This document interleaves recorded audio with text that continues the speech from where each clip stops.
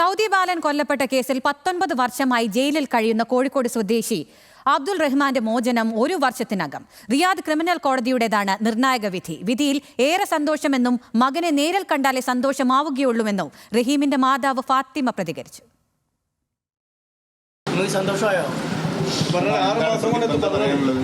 എൻ്റെ കുട്ടിയെ കണ്ടാലല്ല എനിക്ക് സമാധാനം. ഞങ്ങൾക്ക് എൻ്റെ കുട്ടിയെ കണ്ടാൽ മതി.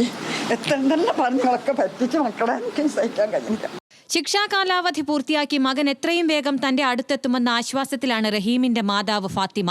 12 തവണ മാറ്റിവെച്ച മോചന ഹർജിയിലാണ് ഒടുവിൽ സുപ്രധാന വിധി വന്നിരിക്കുന്നത്. മോചന ഹർജി പരിഗണിച്ച റിയാദ് ക്രിമിനൽ കോടതി പൊതു അവകാശ നിയമപ്രകാരം റഹീമിന് 20 വർഷത്തെ തടവ് ശിക്ഷ വിധിക്കുകയായിരുന്നു. നിലവിൽ അനുഭവിച്ചു തീർത്ത ശിക്ഷാ കാലാവധിയും പരിഗണിച്ചാൽ 1 വർഷത്തിനകം റഹീമിന് പുറത്തിറങ്ങാനാകും. അതേസമയം വിധി പകർപ്പ് കിട്ടിയതിനു ശേഷം അഭിഭാഷകരുമായി സംസാരിച്ച് അപ്പീൽ ഉൾപ്പെടെയുള്ള നിയമസാധ്യതകൾ ആലോചിക്കുകയാണെന്ന് റഹീം സഹായ സമിതി അറിയിച്ചു.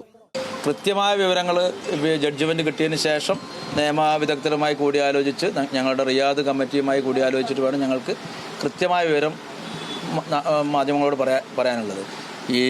ഈ ഇന്ന് കിട്ടിയ വിധി നമ്മുടെ നാടിൻ്റെ കൂട്ടായ ഒരു പരിശ്രമത്തിൻ്റെ ഭാഗമാണ്. അതോടൊപ്പം തന്നെ മാധ്യമങ്ങളുടെ കൃത്യമായ ഇടപെടലുകൾ ഇതിലുണ്ടായിട്ടുണ്ട്. എല്ലാവർക്കും നന്ദി. 2006 ജോലിക്കായി റിയാദിലെത്തി 1 മാസം തികയും മുൻപാണ് റഹീം ജയിലിലാകുന്നത്. സൗദി ബാലൻ അനസ് അൽ ഷാഹിരി കൊല്ലപ്പെട്ട കേസിലാണ് റഹീമിനെ സൗദി ജയിലിൽ അടയ്ക്കുന്നതും വധശിക്ഷയ്ക്ക് വിധിക്കുന്നതും. വധശിക്ഷ വിധിച്ചിരുന്ന കേസിൽ 34 കോടി രൂപയാണ് സൗദി ബാലന്റെ കുടുംബം ദിയാധനമായി ആവശ്യപ്പെട്ടത്. പണം കണ്ടെത്താനായി വലിയ സോഷ്യൽ മീഡിയ ക്യാമ്പയിൻ അടക്കം നടത്തിയാണ് 34 കോടി കൈമാറിയത്. തുടർന്ന് കുടുംബം മാപ്പ് നൽകിയിരുന്നതിന്റെ അടിസ്ഥാനത്തിൽ കോടതി 2024 ജൂലൈ 2 വധശിക്ഷ റദ്ദാക്കി.